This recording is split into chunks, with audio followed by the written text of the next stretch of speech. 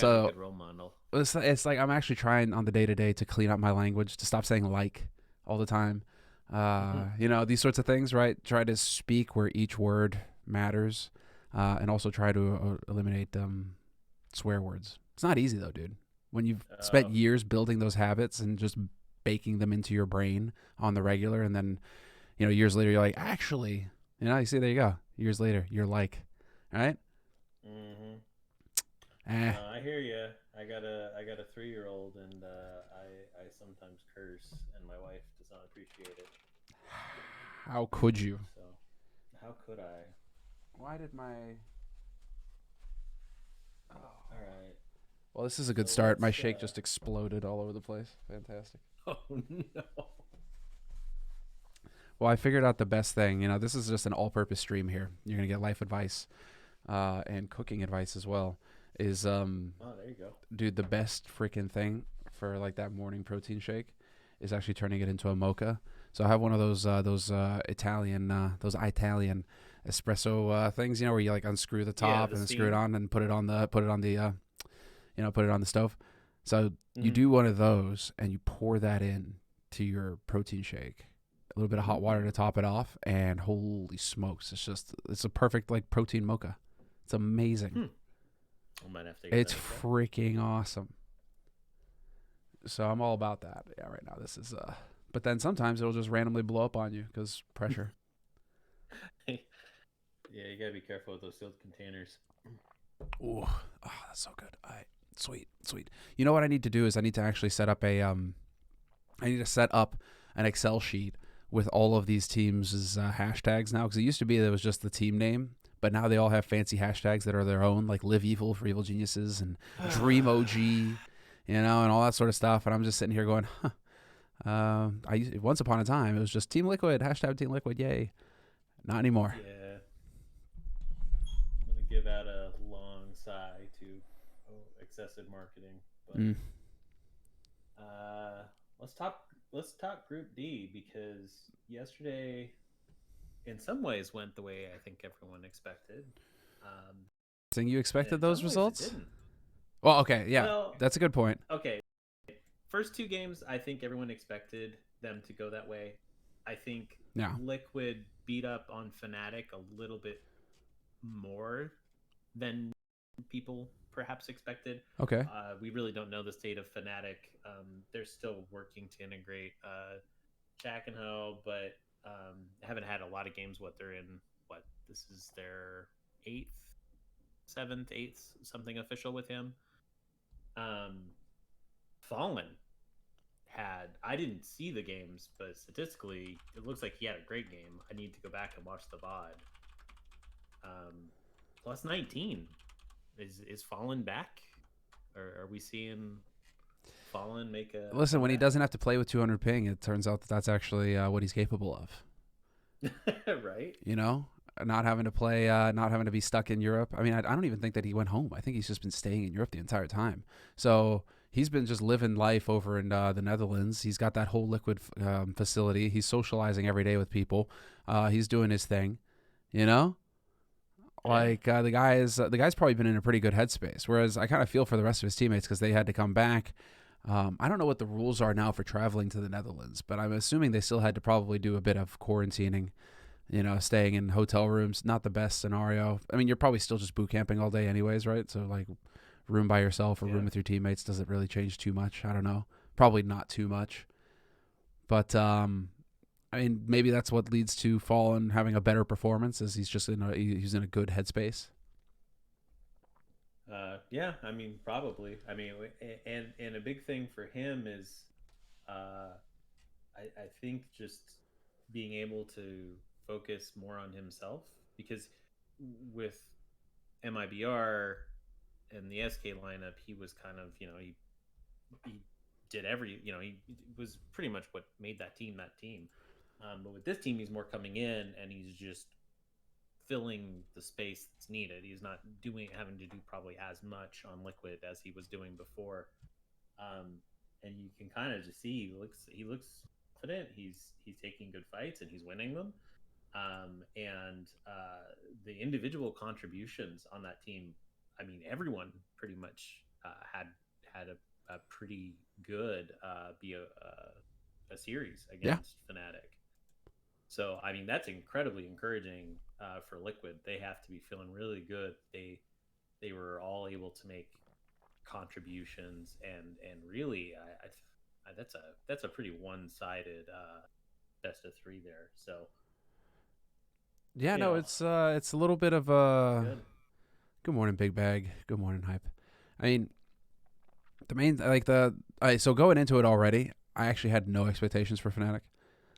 Going into this group, I had I don't think very, anyone really did. very low expectations for them because it just felt like they've been on the struggle bus. This roster, it looked promising for all of a day, and then they just went back to being lackluster. And I don't think it's any fault of Yaquinho. I think it may be more to do with JW, with Crims, with Golden. I don't know, whatever is going on there.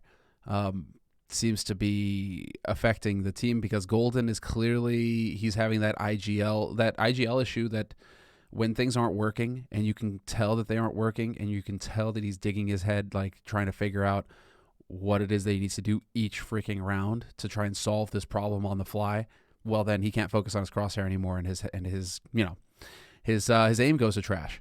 And that's kind of what we saw with Golden. It feels like every freaking map, poor dude is just struggling to figure out how to get the team to work on the fly is the feeling I get watching him play right now. And it's just painful.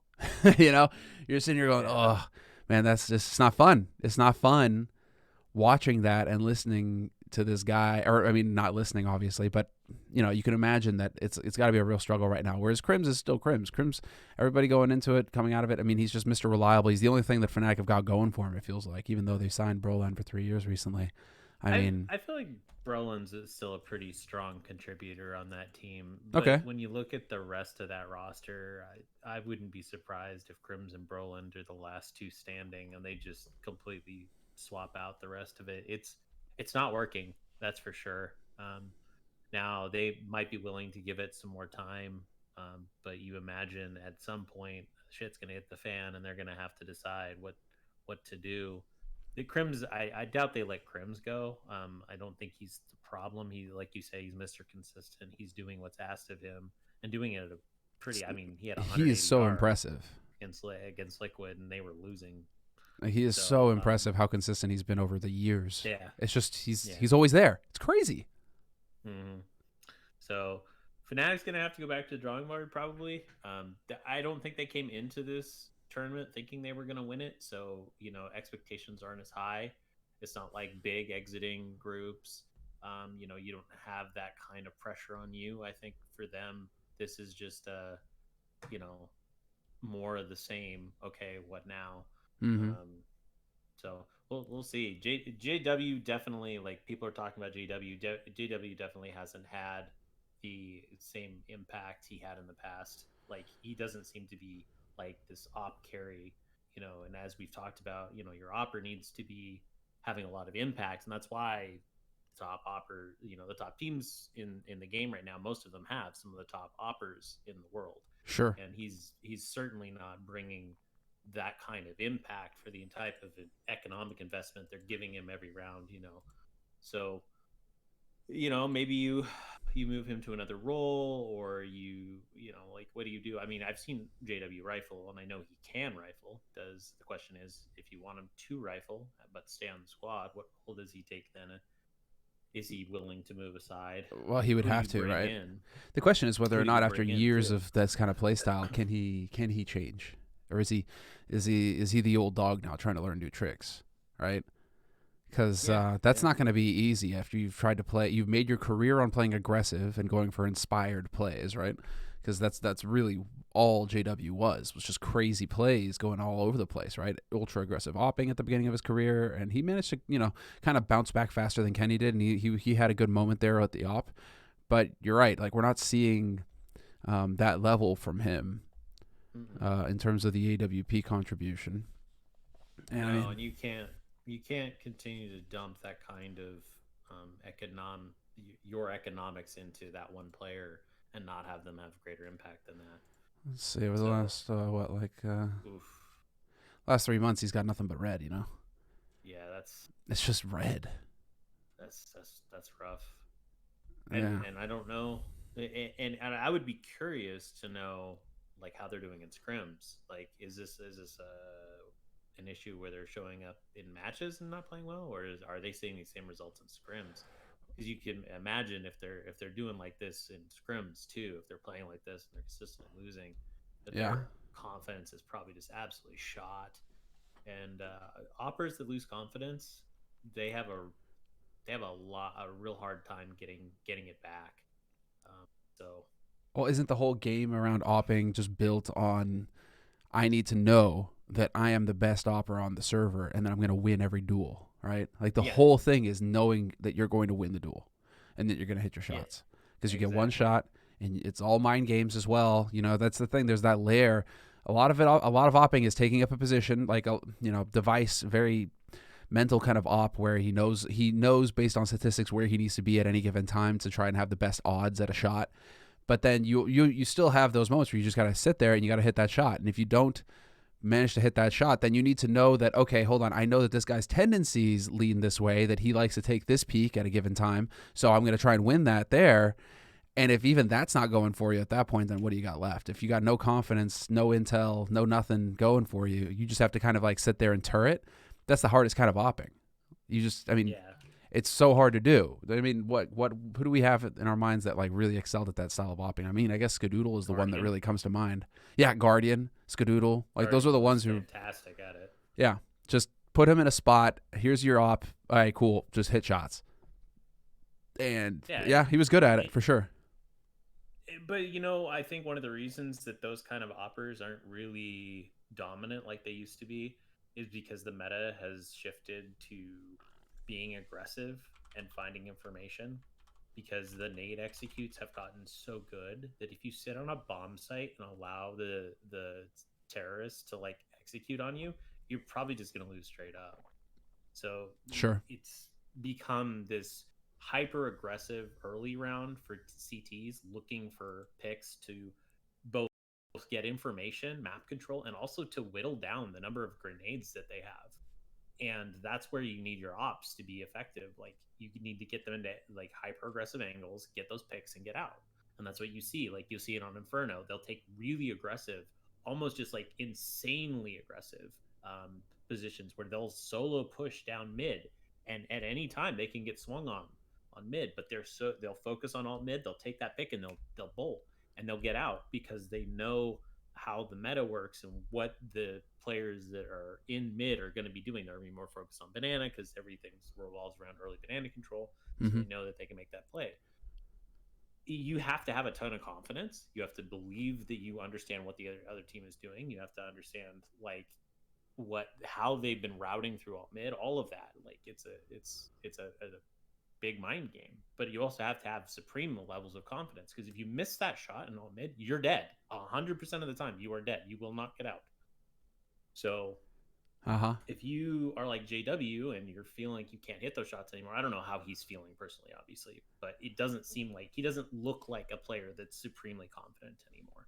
So if you can't hit those shots, then you're not going to be able to like function as an operator in today's meta. Like you could function like that maybe a couple years ago. I just don't see teams playing like that anymore. It's interesting. It feels like he had a little bit of an upswing there towards the end of last year, where maybe he was starting to feel a little bit more. But then, I mean, They had some success. I look at the remember quality for of a little opponents, bit. though. The thing is like it's the quality of the opponents as well. Like he's playing against Dignitas, he's playing against Mad Lions, um, and that's when he's posting those numbers. And then as soon as you start going up against the tier 1 opposition, I mean VP, okay, coming out of end of last year, VP probably getting a bit tired, but he still posted some decent numbers there. But then you start going up against the OG, the Complexity, even the Cloud9, he struggled to post numbers, and those are the only 1.0s that he's got apart from a map against Heroic. So yeah, hopefully he can find himself. I mean, the thing is, it would truly pain me to see JW go, just not only because of the history there, right? What a crazy career he's had, but also just the sense of humor, dude. He's always got Yeah. the good jokes. He's always got the good memes. It'd be such a sad thing to see him take off, just because who's gonna make the pig jokes anymore? Who's gonna own that? Yeah, between him and Flusha. Oh, dude, that Um, that Fnatic team is just unbelievable. The stories there's there. a lot of Yeah, a lot of personality and stuff. I always enjoyed the fact that he totally embraced the cheating accusations, almost just rubbed it in her face. And to be clear, Yeah. I still to this day wonder about Flusha, but the fact that he went around as Senior Vac is just mwah. Oh, dude, no, he's Thorin's joke for years has just been he's gonna write a book how if I did cheat, right? At the end of his career. You know? Yeah, for sure. If I did cheat, Uh, this is what I would have done. Oh man, dude, this is rough. My fantasy is gonna get rough here because now I've only got Stu and Device left, and they're playing against each other today. So, this is gonna be a hard one. This is gonna be a rough one. Good morning, GW. Who do I man? And so apparently you have to keep using these boosts as well, which is something I did not understand. you can sign them through. So it cycles through. It did Group B or Group C rather, and then it does Group D, and it cycles through them again because obviously Group D will go through rounds 1 through 5. Mm-hmm. So you have to go put them all in. I have never done this either, so I didn't understand it initially. I'm gonna put a boost on the op. That usually makes sense that they try and save the op. Bit of game time there. Yeah. But I'm climbing 14th now. Starting to get some points here. Gonna start catching up on all those guys who front loaded and went full gambit and whatnot. Yeah, no more points for you guys. I have almost all of my points loaded up for the next week, or these matches rather. Oh yeah. So I have Cirque, I have Yakendar, Dewey, Magisk, and Cirque. The only person I had from the first group was Vinny, and he finished with 31 points. He was at like 90, and then they lost those last matches, and his points just absolutely plummeted. Yep. It took a massive dump on it.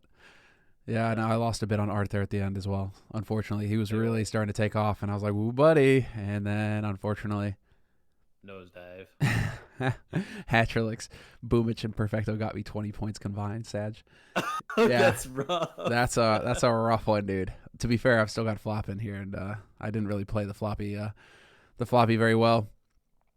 I mean, let's. I think it's probably a good time to start to actually getting into the meat and potatoes here, and I should maybe. You know what? I'm going to download the demo. We can take a look at the demo later too. But I mean, it was painful. This is the big one. Yeah, this is the big one. And watching. So first of all, EG came out and played like they were not afraid of Astralis, which is good to see. Yep. Breeze in that first game. Holy cow, dude! That guy could not take a fight that he just wasn't gonna lose. Like he was not gonna lose a fight. That entire T side of Nuke. Like, good lord, 30 and 17 and 105 ADR. And click T side. Go to side. Go to terrorist.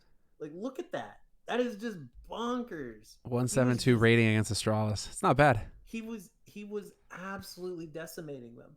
But the thing is, as that match went on, it felt like other people were feeding off his energy, and they started like winning duels that they had no business winning as well.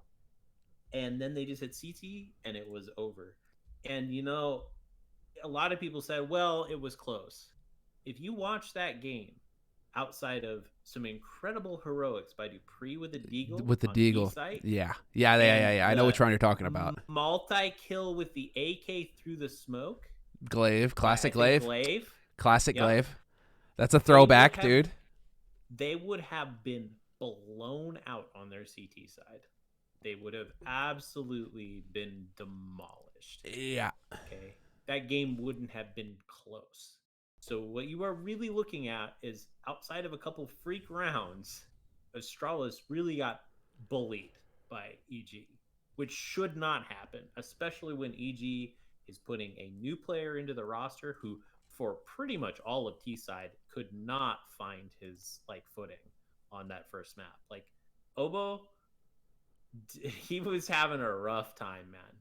Like, that nuke, I feel for him because he was put in a position where he's not really able to be very proactive. I mean, he's sitting there holding lobby, but he got bullied by Astralis.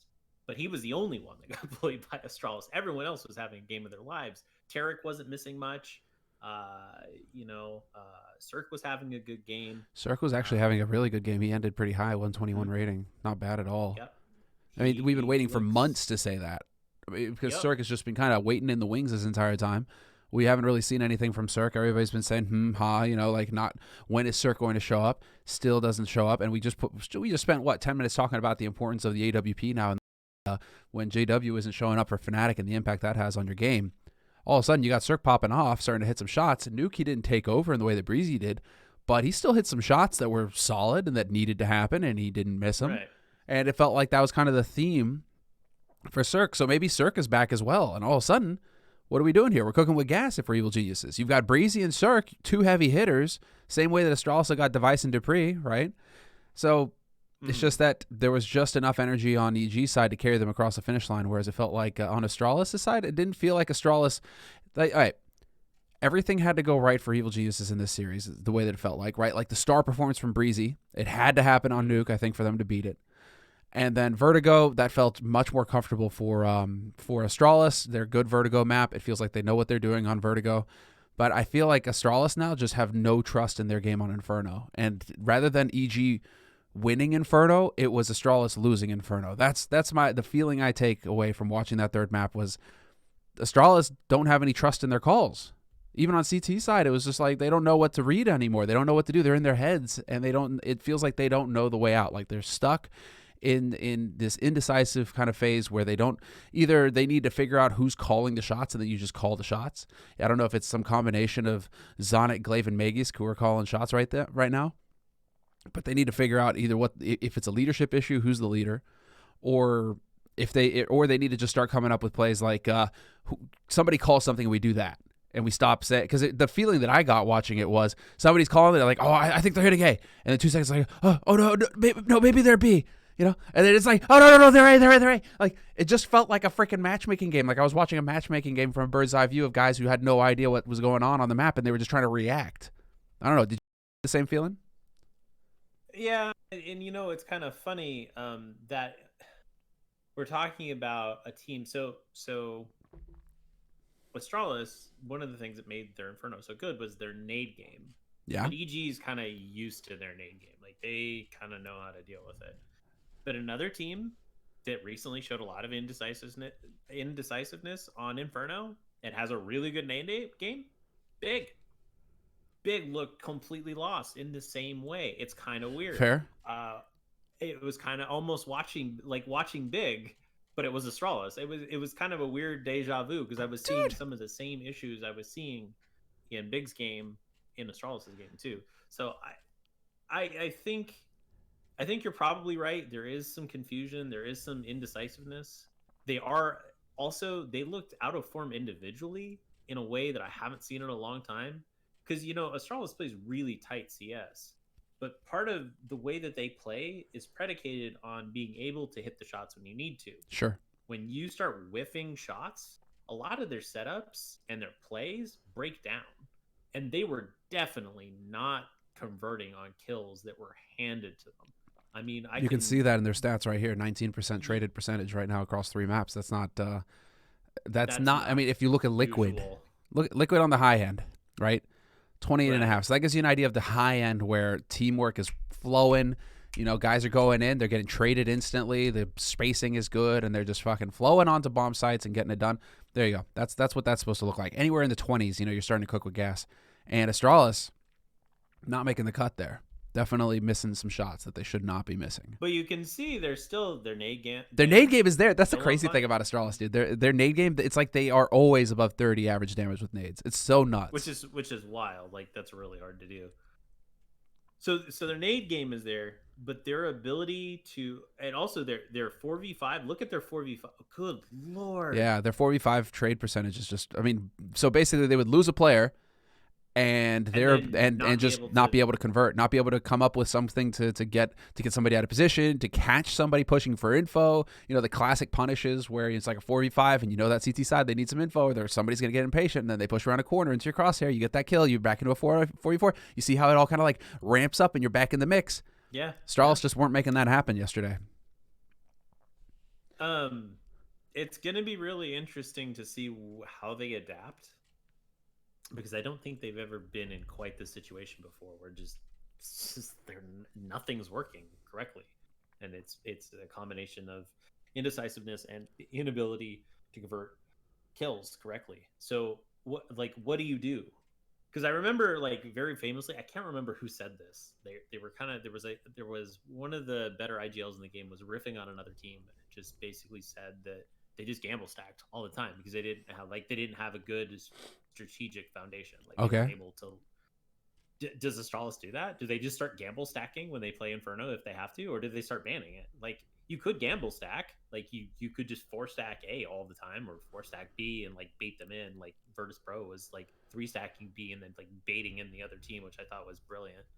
Um, do they start doing that? Like, where does Astralis go from here? Their nade game is such a core part of their game, and it's working. But if you're not able to convert the damage that you're doing with the nades into kills, then like it doesn't matter, right? If you hit them, if you peg them with two HE grenades and get them down to 10 HP, but then that guy gets two kills because you guys can't hit shit, like you're gonna lose the round anyway. Mm. Mm. I feel like we were kind of seeing that as well. I mean, in recent matches from Astralis as well, the ones that I've casted, I really miss actually having this blast tool where it's like it loads up a table like HLTV, except it's round to round and it just keeps carrying on and growing. It's fucking, I mean, man. Some of the tools that we're getting now are really sick.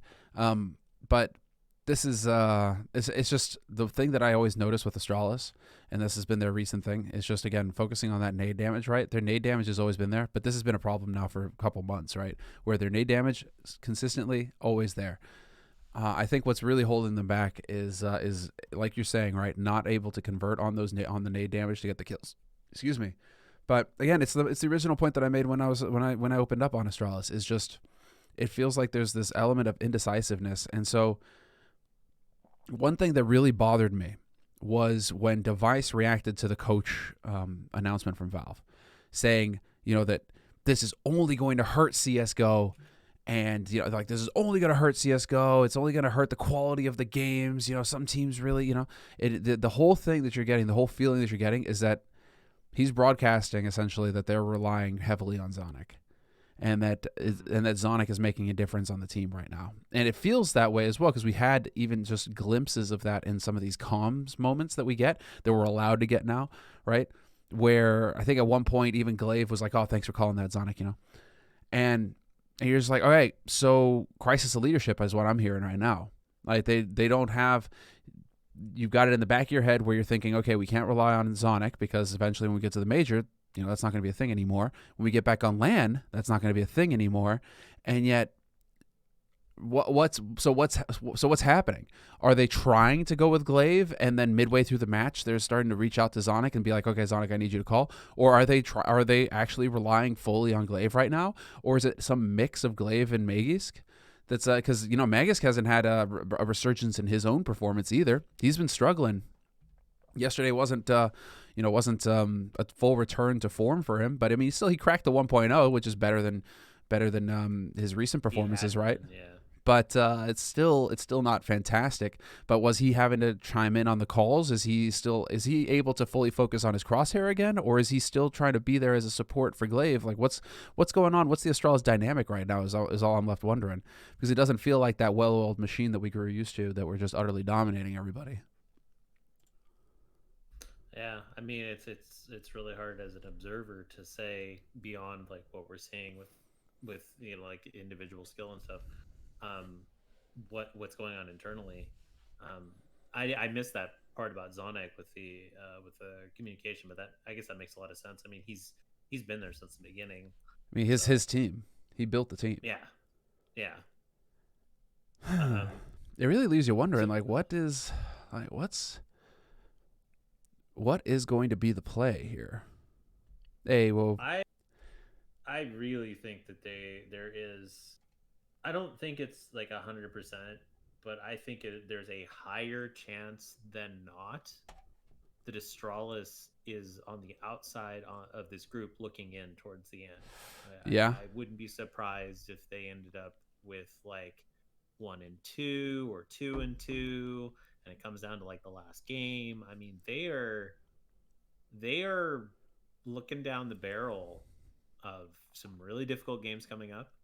I'm not sure. I'm actually confident they are not the best team in this group at this point right now. Obviously, that could change in the next couple of They've days. They had could cold snap out starts of it and before. suddenly Is show up. this that was the one thing, that I was trying to think yesterday, and I actually went back and looked at it again because, well, they 16 like they took a 16-14 loss to EG in the global finals in Blast, right? But then they turned it around and won pretty convincingly on the following two maps. Astralis last time these two teams played. This time, it's the it didn't go their way the first map. It definitely didn't, or it went their way the second, and then again Inferno to finish, except that is Evil Genius's best map. So I feel like EG just won the veto, and I'm trying to hold back on throwing Astralis to the wolves completely just yet, because when I saw that veto, I was like, oh, Evil Geniuses just won this veto though. They got their best maps, or at least Sure, they get to end strong on Inferno. Do you think EG is the best Inferno team in this group? I mean, it's their only map that I can think of off the top of my head. It's like if I think Evil Geniuses, I think Inferno. It's the only map that I think of that's good for them. Nuke, them winning Nuke, it's like a revelation. Like, okay, good for you. But you also needed a star performance from Breezy to do it. If you don't get that performance from Breezy, I don't think you win, right? Whereas on Inferno, I mean, there's confidence when it comes to EG on Inferno. It's been their safe pick for the past 3 months. So yeah, maybe I would make that claim. Maybe I would say that EG are the best Inferno map in the group right now. Okay. Well, if you take away Inferno and you say that EG just hit them with kind of a new nuke, which I would say something to kind of point out is that they did not just I mentioned this in the chat. They did not slot Obo in where Ethan was playing. Yeah. They slotted Obo in probably where he felt comfortable, and they moved other players around. And if I'm Astralis and I'm trying to scout this team, I have no clue how their defense is going to work, because you are going to have different people in different places throwing different nades and doing different kinds of aggression you haven't seen Very before. true. There's always a honeymoon period when good players join good teams. You get kind of this compounding effect of just all of the stuff that you knew about them is wrong. It's just like a good sports team. I'll make a good analogy to sports. You've got like football players, and they get a new coach who's got a different philosophy on the game. You're not going to be able to initially know what they're doing. And I say this football, I'm talking about like soccer as well as the NFL. It's the same way. Like if you change the person that's in charge of the offense and suddenly they're running different kinds of plays, you don't know how to counter it. But then those teams inevitably will do good early, usually. And then as teams get information on them and know what they're doing, now they adapt, and that stuff starts working less and less. So EG's got that going for them right now. People are going to have to look at their nuke. They're going to have to look at their Inferno. And they're going to say, okay, with this new player, this is what they're doing now. How do we counter this? And as the tournament goes on, you'll probably see these games tighten up a bit for EG. I don't think they're going to be able to get the same kind of results consistently. I think they get destroyed by Astralis if they play again today, right? Like if it's within a window of 24 hours, now the game is up, because you have analysts that are looking at the demos. Oh, they're going over everything. Coaches are going over everything, and within 24 hours, that's it. If you even had a new strat, that everybody knows that strat now. So yeah. There's no the hidden game here. It's like I think Astralis at that point are like, oh, yeah, cool, this is how we shut down Breezy, and then Nuke is ours, and they win in 2 maps, right? So, because I mean, Breezy just had a freaking insane map yesterday. You got to give it to him. Like you said, he just freaking could not miss. He couldn't miss, and he was winning like insane duels. But at the same time, there were plenty of duels where Astralis was not hitting their stuff. And the other thing was, as good as Breezy was, Obo was like his kryptonite. He was the exact opposite. I don't think you're going to see Obo play that badly again. So I think that those factors balance out. Obo, yeah, probably fair. has a better game if you play again. Well, Breeze maybe has a slightly worse game. I think that all things being considered equal, I don't think you can confidently say Astralis would win if they played again tomorrow, Because the problem with Astralis isn't that they didn't know exactly how EG was going to play. I think that was a factor in this win. But ultimately, Astralis just didn't look like themselves. They did not look confident. They were missing a ton. They were not getting the kills they needed to. And as you said, especially on that last map, they didn't seem to be confident what they were doing. And you can't win like that. Like, you have to believe in what you're doing. You have to do it with decisiveness. A bad plan executed with confidence is better than a half believed plan that might be perfect. Sure. If you don't commit to it, you're not going to convert. Like, it's better to do something together than to like kind of half-ass it. So I think Astralis, they've got a bit, like you said, they probably have an identity issue right now. They need to decide, like, are they going to try to continue to play the way that they were playing before, or are they going to come up with something new? And if they come up with something new, are they going to commit to it? Because if you don't commit, you won't have success. It's not going to get any easier, though. You know why? No, this group is going to beat them. I wasn't even talking about the group. I was just saying, Glaive is, his gal's pregnant. So that's it. Yep. Biggest factor in influencing a player's individual performance is about to come through, and that is going to put even more stress on the team. If that's the issue that they're having, it's going to put even more stress on the team. Well, something else to think about is, so pretty much the core of Astralis, most of the players took time off. Was it, let's see, Glaive, Sipnix, and Device all took time off at some point in last year? Well, Device didn't. It was Glaive and Zip. It wasn't Device. Was it Device, Zipnik? I thought it was Device had issues before. That was due to the health issues that he had with his stomach. Oh, okay, that's what I was thinking of. Okay, but you're okay. So Zipnix and Glaive had to take time off. Well, that's the thing as well. Okay, so again, there's so much here with this Astralis thing that we don't know about because they're doing a good job of playing with their cards close to their chest, right? And we need to get an inside man. What's up, Snox? Good morning, dude. So what about, we're not even talking about this, right? But we didn't see Bubsky play across 3 maps yesterday. And yet, coming out of the going into the 3-4 week break, right? That they had. That was the big news. Big news was Bubsky's like, more. we rethought everything, boys, and we're going to change up the whole game, and I'm going to get to play. Have we noticed Bubsky saying anything recently? There's not a whole lot coming out of Bubs. So, have we addressed that issue? Are the Astralis management fully behind this 5-man roster? Do this 5-man roster know that the Astralis management have got their backs? Is this a team again? Or are we going to have the weird stuff? Because what led up to that whole situation with the 7-man roster to begin with is that Zip and Glaive were like, hey, we need time off. We're stressed. We need a little bit of time off to step back. And the Astralis management were like, nah, sorry. You can't do that. We need you to keep playing because they're a publicly traded company and the whole value resides in them winning tournaments and the players playing. So, it essentially went to the point where Glaive and Zipnix had to go get doctor's notes and force the Astralis management to let them have breaks. And so there's this tension between the Astralis management and the players. And I don't know if that's been resolved. I don't know if that's a factor still that may be influencing the players. Maybe not a big influence, but enough of an influence where it's making an impact, and it's not allowing them to just fully gel as 5. Because maybe you've even got players, maybe there's internal politics that we don't even know about now, right? Where some players backed the management, some players didn't. Maybe there's some kind of tension between the players that we're not aware of due to all of this stuff that's going on behind the scenes that, again, we're not aware of either. Now you've got this guy Bubsky who's still hanging around and who's, talking publicly, saying that I'm coming for your seats, right? I'm coming for your spots. And, who knows what happened there because we haven't heard anything from – where is he? Let's just go. How do we write this guy's name again? Yeah, there we go, Bubsky.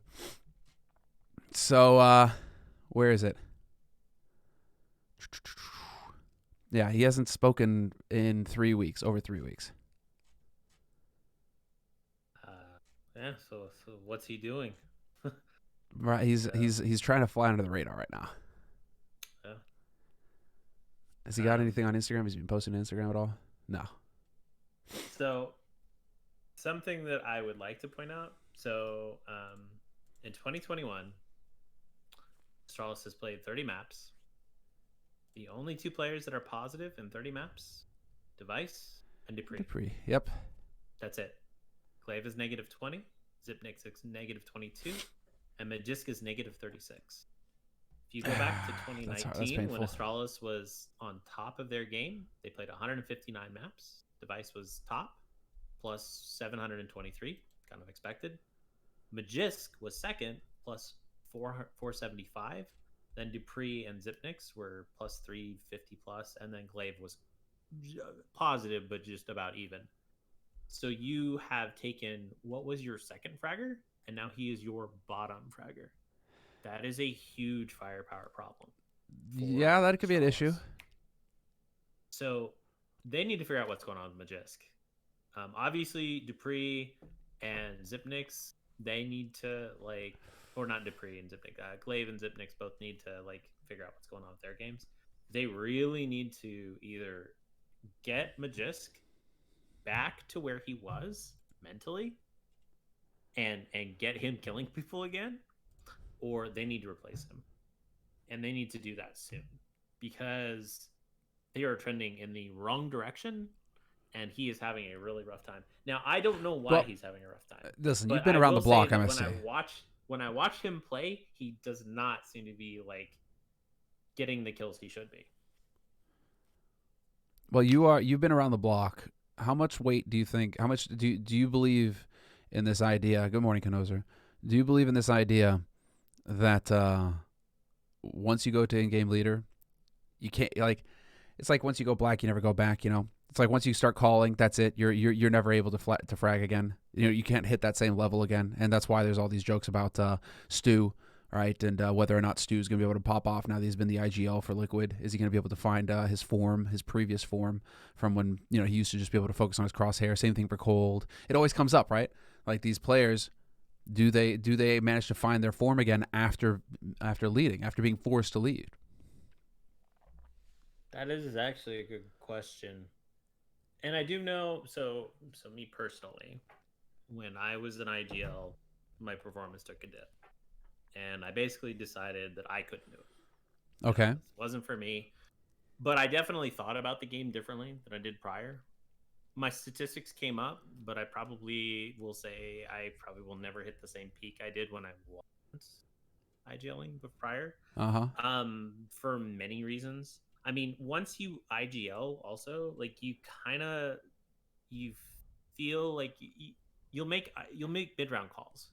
I wouldn't be surprised if Magisk was mid rounding quite a bit, because you see something you think, you know, a certain, hey, you know, this works. Sure. Or, you know, this rotation's going on. You know, your part of map is weak or strong for this reason, and we should do this instead, or whatever. You know, you definitely think about the game differently. But the one thing I would say is, while you might lose your pure fragging ability a little bit, you do gain benefits. Like, because you understand and you've thought about these rotations and you've thought more about the game than you would if you were just listening to someone else and having them make all the decisions.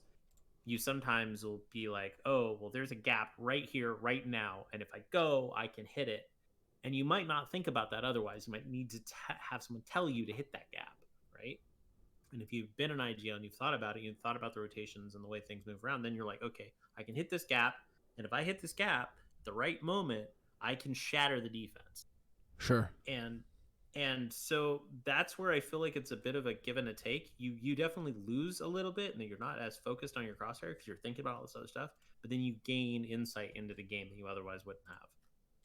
So for Magisk, I don't know if he's had that, you know, like maybe it is interfering, or maybe he's got personal things going on. We don't know what goes on in their personal lives. I mean, who knows? Maybe his girlfriend broke up with him. Like, there's a lot of reasons that a player can go from being the second biggest frag contributor on the team to being like the worst. I mean, that tells me it's more than just he lost his, you know, he was IGLing and he stopped IGLing. Like, his crosshair placement doesn't even look as sharp as it did. Like, there was a fight he was taking on stairs on Nuke, and I was like, dude, where the fuck are you aiming? And then he got peeked and died, and it was like, you shouldn't have lost. I mean, the other guy was like completely screwed, and he just whiffed. I was like, dude, that's not where your crosshair should be. That's not even close. So I don't know where his mind is right now, but that's a really bad sign to see a player of his caliber not performing. And the funny thing with Magisk is like when he joined Astralis, he was kind of not considered like this high fragging amazing player. Like you saw flashes of it on his previous teams, Sure. but when he joined Astralis, it's like something in him clicked, and he just became this monster. And that's gone. Like I don't know where it went, but it's gone. And if he can't recapture that form, I don't see Astralis being able to have the same success that they did. Well, I mean, you're not counting on Glaive. Glaive can be an in-game leading, like a fragging in-game leader, right? He can be a damage dealer, Can be, but it's not something. It's not like his role. You shouldn't be counting on your IGL to hard carry you, you know. And Zip has always just been the support man, like the glue that tries to keep everything together and come through in the clutch. He's not the guy who's supposed to be opening it up and creating plays and creating these situations, right? So it's you're right. You got one of the guys, and I'm wondering right now, it's are they, you know, because Bubsky was seen in the Prac server with Astralis. he exists. He exists. Is he the one? Is this affecting Maggie's play though? Right? Is he thinking, okay, now I'm going to be benched at any moment here, and that's it? Or has he been told by Zonic that he has this event to show what he's capable of, and so there's that additional pressure on him, and maybe he's not performing, which is weird considering all of the pressure situations. But all right, so as I finish that sentence, all the pressure situations this team have been in, right? Mm-hmm. That I feel like this is always going to be the thing with Astralis, is that we're going to just circle back team. What is going on with this team? Because you think Astralis, you don't think individuals. You think Na'Vi, you think simple, right? It's that easy. It's simple.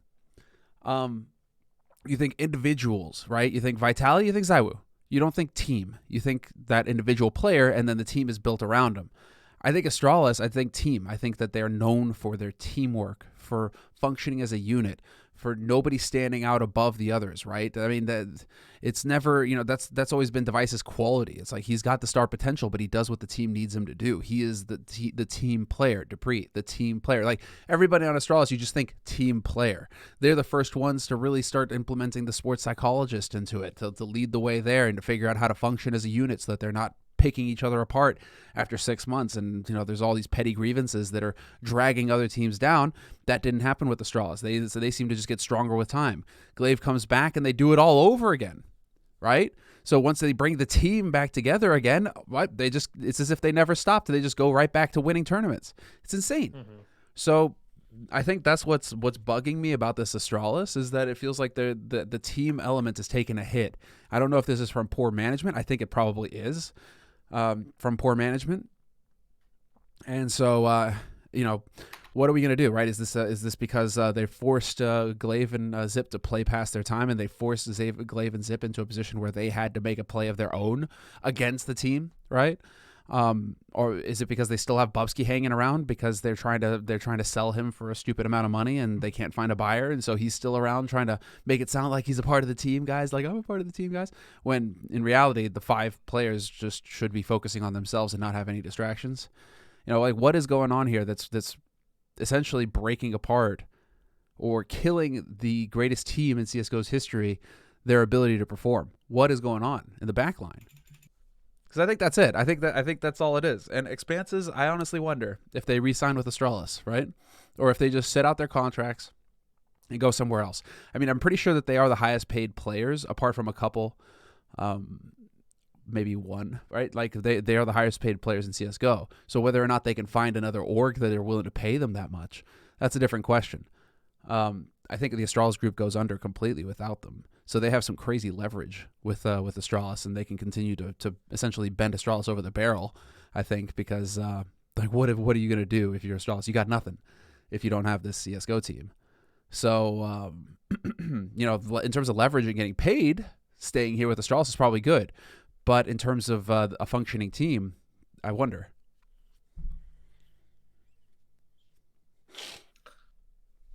Yeah. I just realized Magisk. I was gonna go see like how many hours they put into the game recently, and Magisk has a picture of an unhappy Zonic on his profile. Because why not? Well, Zonic's probably not very happy. Um, Hmm. I don't know where they go. I mean, listen, they could pick up. Cloud9 would have the money. Cloud9 would have the money, and we all know, those contracts for 3 years or whatever. Well, they can last 3 months, so you could probably. I wonder if you could get rid of the Cloud9 roster now and just buy the Astralis roster straight up. Just be like, cool, you guys come here, and we'll give you whatever you need. We got money. We'll pay you great salaries. We'll buy you out of Astralis. We'll pay you great salaries. We'll give you everything you need, and you guys go and make it happen. All right. How much ownership do they have? Like the What? individual players. The individual players? That was all a joke. Yeah. They have like 0.5% or like I think that they I don't know. This is all hearsay. I have no facts to back this up. But like it's inconsequential amounts. Like it's not like they're real players in the org. Hmm. And is it time? I think it's time. Astralis group share price. What are we at today, gentlemen? 74. So we're riding that bump. We're staying in the cut right now. We dropped down to 73 and we're back up to 74. 2 days running. Let's go. Solid. They bomb out of groups, let's drop them to 60 something. Oh man. Yeah, you calling it now? Are we Yeah. sell if you've got the stocks. If you've got the stocks, sell now. If Astralis ends up with 2-2 or 1-2, sell. I'm willing to get on board that one, dude. I mean, what do we got? That's the thing. What do we got coming up for them? We got them going up against Liquid. Are we gonna short Astralis stock, boys? Is this it? The beginning? The beginning of a movement. How to kill the org. Just short their stock. It'd have to be a pretty crazy play there. If they lose to Liquid, that's yikes. Yeah. I mean, if they lose to Liquid, that's going to be a real issue, isn't it? I don't think it is. You don't think so? You think Liquid are that good? I think that's a very even matchup given Astralis is down and Liquid is up. Oh, man. I'm scared to click on this one. Like if Bubsky tried his best. I saw here. Hold on. Bubsky tried his best. Bubsky, hey Astralis, let me play more maps. I can bring some new mindset and motivation and more firepower. Astralis, no thanks. Bubsky goes to Striker. Bubsky, hey man, can you do an interview on HLTV? We have some new things we're doing with Astralis that we want to share with everybody. Striker, sure man, what's new? Bubsky, we had to rethink the whole idea of a 6-man roster. I can now play multiple maps. Astralis, damn Bubsky, that was clever. Now we have to use you, otherwise we will look really bad in the future. Bubsky, thanks man. Does that mean I'm going to get to play multiple maps in EPL? Astralis, no. I don't even, dude. Like, I don't even know where this is going. Who does Astralis play? Like in practice? Like they're not going to play other teams that they're going to run into. So I imagine everyone's playing big right now because there's like, you're out of the tournament, so we can play you all day and it won't affect us at all. Nah, you're probably playing like Big, Spirit. You're probably playing Spirit a bunch. I mean, you've still got the European teams, so you could probably be playing like Furia, Gambit. You're probably playing the teams like that, right? Because those guys don't stop. Like Furia, what else are they going to do? They're over in Serbia right now just chilling. So they're probably going to be grinding day in, day out. So you'll get Furia involved, most likely. Gambit for sure. Na'Vi, I mean, Simple's already, he's playing Valorant, so who the fuck knows what they're doing. Like, dude, how triggered must you be if you're on Na'Vi right now? And it's like you're struggling really hard to even you luck like, you luck out. You luck out getting through your groups because Cloud9 shit the bed and fuck up an easy match that they should win 100%, and Cloud9 fuck it up and you squeak through in the groups, and fucking Simple's playing Valorant instead of actually focusing on the team and on making the team better, focusing on CS. Like, you barely survive. This is not a time to sit back on your, sit back, kick back with the Mai Tai or something and just, sip up on the side of the pool. It's like, nah, that's not what's supposed to be happening right now. I would be mega triggered right now if I was a teammate of Simple's. It'd just be so unreasonable of of your teammate, you know, and to stream it. Like if you're doing it in private, it's like, okay, cool. Simple's just over here like, I'm actually just going to stream it to 20,000 people that I don't give a fuck yeah, anymore. It's like, oh, dude, okay, 20,000 great. Good people. job. I actually just I was like, wow, Valorant, okay. And that's the issue. That's my issue. Riot's out here creaming Oh, dude, themselves they that they're fucking love like it. Oh, the best CS:GO player in the world is playing Valorant. yeah. Fuck And yes. streaming it. And they're Promoting. not even paying him. It's so good for fucking Riot. It's like, it's just, this is Christmas, everything. Every holiday, major holiday you can think of, all rolled into one for those fucking Valorant devs. This is so good for them. But Simple, again, doesn't care, right? And, you know, this is my issue with the Na'Vi team. And this is why Na'Vi are going to keep failing and why Simple may need to just fuck off already. Like, but they can't get rid of him because they can't get rid of him because he's got so much control in that org now, and they pay him so much money, but he's got so much control in that org now that they cannot get rid of him. He will end his career in Na'Vi unless some crazy play happens. I don't even know how you could get rid of him now, how you could get him out. And so he can literally do whatever he wants. There's no team anymore. It's just Simple and the rest of you plebs. Like, that's what's going on in Na'Vi. Simple's just running game. It's the Simple show. He gets to do whatever he wants. He gets paid ass loads of money, most money in CSGO as far as I know. Like, he makes so much money apart from like Fallen or something, you know? So nobody can say shit, and he just gets to do what he wants. Like, how do you play with a teammate like that? You know, we're talking about building teams where it's, you know, every man watching out for each other, and, you know, everybody's equal, or, you know, at least sort of, right? You're kind of like all pulling in the same direction. And then you got this guy over here who can just do whatever he wants, and it's like, oh yeah, team, whatever, fuck you. Like, who the fuck knows at that point, dude? Well, with Simple, I've heard that a lot. I've heard you say it, and other people say it, that like he's still a shitty teammate. But like, is that something that's just a rumor, or is that like kind of a known thing that he's just still a total pain in the ass to deal with? Because I remember going back, like before he joined Liquid, that was like the big thing that everyone said. But back when he was, what was it, Hellraisers, I think he was on? Sure. And everyone just said he was the biggest pain in the ass. Yeah. But is he still that way? Why you bully me? That's the thing. I mean, we don't know anymore because we don't have the comms anymore, dude. But and the thing is that they comment, and they, you know, that's the thing. It's hard for us because with the teams that are international or American, you can understand because they speak English. So you can understand, and you can pick up on, you know, that's Thorin's beef with Issa, is that Thorin could literally listen to the comms, and so it's not like hearsay or something that teammates would say. That's what Thorin was literally saying on By the Numbers this week. He's like, I could literally listen to Issa. You know, there's no guesswork. I could hear him. Right? It's another reason why the players don't want to have access. Like, they don't want us to have access to the comms, is because instead of it being speculation and them getting to call us liars and us not being able to do anything about it, because it's just like, yeah, I mean, he can call us a liar, and like, I have no proof because I'm getting, you know, I'm getting it from a teammate or hearsay or rumor or whatever, right? Or just speculation. So sure, you can call me a liar. I got nothing. Well, when we can listen to the comms and hear it, then it's no longer speculation. It's no longer hearsay. It's no longer rumor. It's no longer a teammate saying it. It's like, no, I heard you, right? I heard you say that. And so they don't get to call us liars anymore, right? Which is what that scumbag Issa did to Thorin, essentially called him a liar. So, dude, this is where it gets really, it gets spicy, you know? It gets spicy. Is Na'Vi, I mean, is Simple still a teammate like that?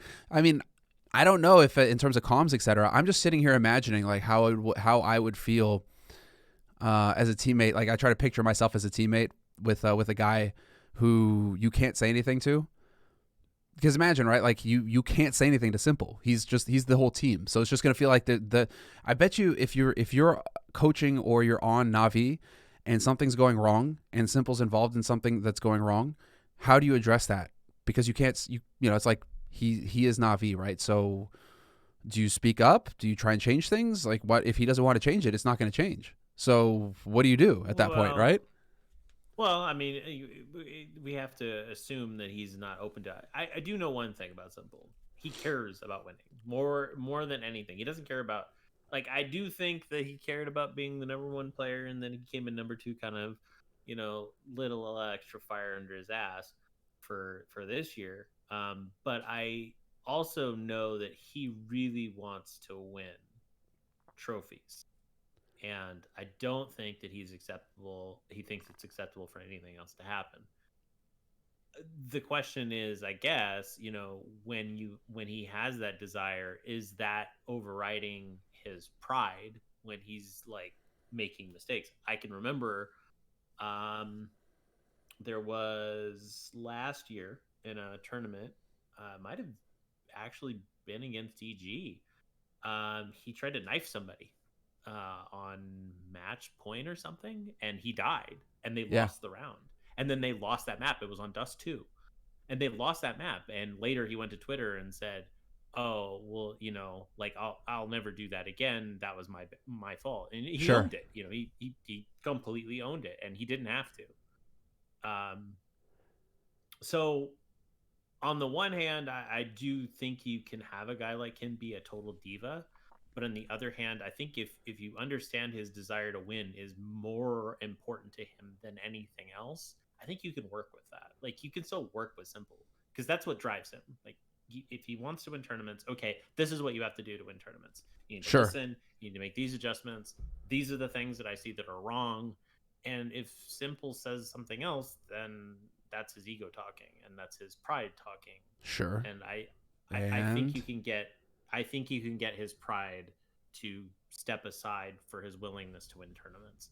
So that's my personal opinion. I don't know. I've never met the guy, but I know I've met guys that have a lot of ego like that. But when they're driven to win like that, they'll do anything to win. Mm-hmm. That's I mean, all this is speculation, right? We're spitballing. We don't really know. Wow. Who really knows what's going on inside Navi? The only people that know are the players and the organization itself.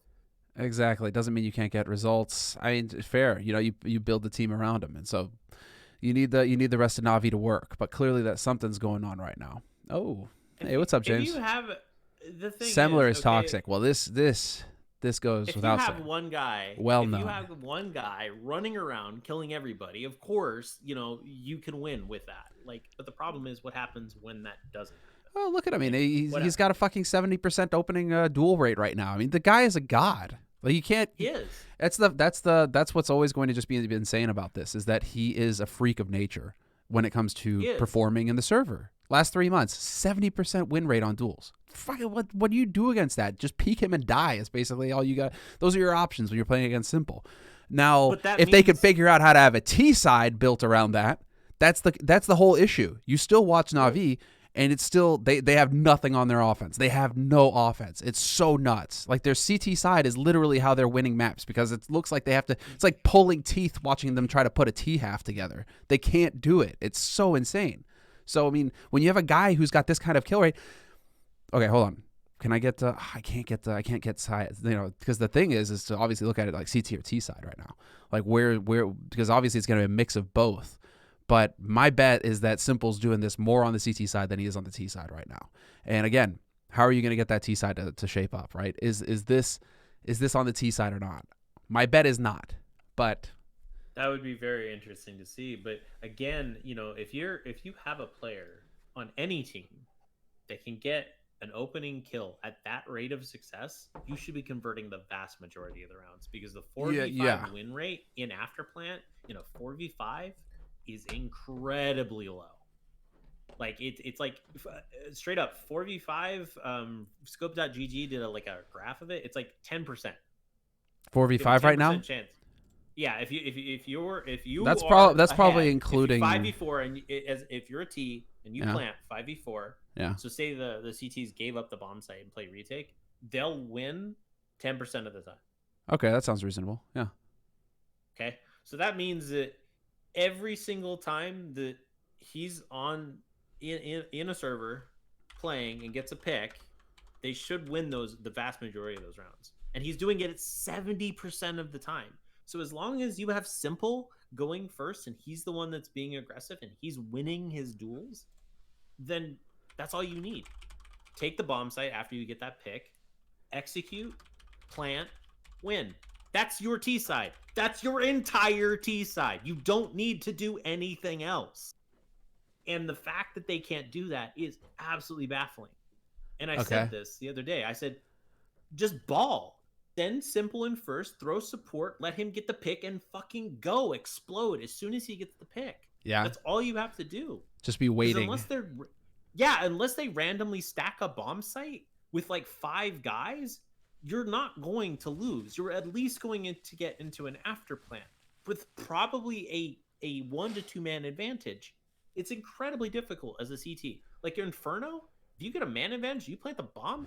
Both bomb sites are almost impossible to retake. A and B are awful retake positions. This is why Inferno turned into this nade fest in these super aggro CD plays. Because no one on CT side wants to get into a post-plant situation. They would rather die before they plant the bomb than try to retake B or A. It's almost impossible once they get at good post-plant positions. That's why Inferno's the way it is. So that Na'Vi can't make this work is just baffling, and I don't understand it. And their coach should be telling them the same thing. Like this is information that's out there for everyone to read. There's tons of data science. They're plugged into data that we don't even have. They should know how to build a reasonable T side out of this, and they just can't seem to do it. They've got like 5 analysts who are running like hamsters on wheels right now. They've just got mad power, man. You know, the data we don't have. He's got manpower. Just watching those demos, just going through those demos with a fine-tooth comb immediately as soon as they happen. Freaking nightmare fuel. I cannot understand how you can have a player that's that good at getting opening picks and you're not able to win T-side round. It just doesn't make sense to me. Defense, I get it. Sometimes those players, they're so aggro that they can get themselves into awkward positions and they die, and now you're down, and now just shit goes sideways. But T-side? Look at this, though. Look at this, though. This is so nuts, right? I mean, it's so funny because I come back to this page, and this is the individual performance of players in EPL, right? And so, you know, you were looking like, oh, man, Yakinder, Fallen, solid, 139 across 2 maps. These are across 2 maps for VP and Liquid, right? These are the guys. And then you go down, and it's simple. 12 maps. 12 maps. Top performing. 132. And then, Axile over here as well. Axile's bonkers. He's so nuts. That Gambit team is not going anywhere. Anyone that thinks they're going to fall off suddenly is wishful thinking. It's so nuts, isn't it? I just love that, Simple's up here with 12 maps. Just, 132 easy. Scroll down. Let's find the rest of Gambit. Or not. Oh, rest of Na'Vi. Oh, man. Let's scroll down a bit. Let's see if we can find we're still going. There we go. Electronic. And I had Electronic on my fantasy team. He didn't really manage too hot. Because I didn't take into account when I put him as my CT defender. Well, I thought that Na'Vi would. No, to be fair, I thought that Na'Vi, they have a CT side and they don't really have a T side. So, 49 points. Listen, we're not going to sneeze at it. We're not going to be ungrateful. Electronic, he's in the mines farming. Yeah, I mean, but that's only 19 more points than Floppy, and Floppy really wasn't lighting up the scoreboard for most of those games. So. Well, I had Floppy as the noob as well, so I wasn't going to make many points on good old Flop there. I thought he was going to keep underperforming, and then I was like, oh, yeah, wait, hold on. Alex is on the team. Shit. Now here's the one thing that not many people have talked about with Na'Vi. Oh, okay. So, Muncie is almost 16, I think. I think he's 15, and he's going to be 16. Yeah, and he says that I think he has to wait until 17 to play. To join the main roster? We'll see. But okay, he's pretty nuts. I mean, he is like Electronic level nuts for sure. I don't know if he's Simple level nuts, but he's definitely Electronic level nuts. If he joins that roster, they are going to have 3 hard fraggers on that team. And that might be enough to get them over, get through this nonsense, because at that point you have 3 guys that can just kill everyone. All you do is send those 3 guys in with support nades. That's it. Just send them in. Send Simple wherever he wants to go. Then 1 guy behind him. Get the kill. Execute. Take the bomb site. Win. That's all you have to do. You don't have to create this elaborate T side at that point, right? Because you've got 2 guys that can go in behind Simple and clean up. How do you spell his name? I always forget this. It's a 0. Oh, that's freaking 0, of course. Good old 0. Good old 0. Yeah, that's right. -C, 15 yeah. years. So he's got another 2 years going on him. That's right. That's right. That's right. They've already locked him in on Navi Jr. So like he's not going anywhere. If they can get him onto the main roster, he is going to do work. He can do it all too. Mm-hmm. AK M4 and op. Mm-hmm. So if you have him and Simple on your team, yeah, you can go back to those double op days where Kenny S and Mr. Cheaty Cheater you were talking about recently. He who shall not be named, scumbag. Well, I mean, we can talk about him all we want, but Cali, that it was actually hold on, who was it that we were wasted talent, right, in terms of like Bubsky on the bench for Astralis, and then the guy that I thought of, where it's like wasted talent.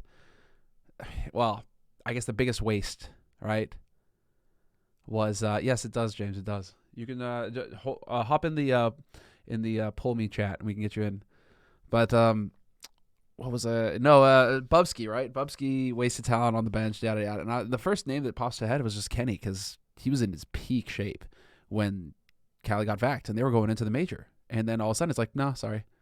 It all came unwound. It all just comes unwind. Tragic. And they were and then now they nerfed the op. This isn't public data, or no, it's not public or whatever. But like they were supposed to have a massive for Titan, like a massive sponsorship that was about to come through as well. And it all fell through because Cali. Like, he cost them money that actually tanked the org because they didn't get that money, and it all just fell apart. All because of this one dude getting vaxxed. Like, it's amazing. Scumbag. Yeah, it's pretty. Hold on. So this is a good part to. You know what? I'll just end this VOD here, and I'll start a new one, and we'll get James on, and we can shoot the shit with him. Have you ever talked to James? No. Okay, strap in. It's good times. All right. So if you've enjoyed this is a clip from the stream that happens every weekday morning, 9 a.m. CET. Be sure to leave a comment below, and we'll see you next time.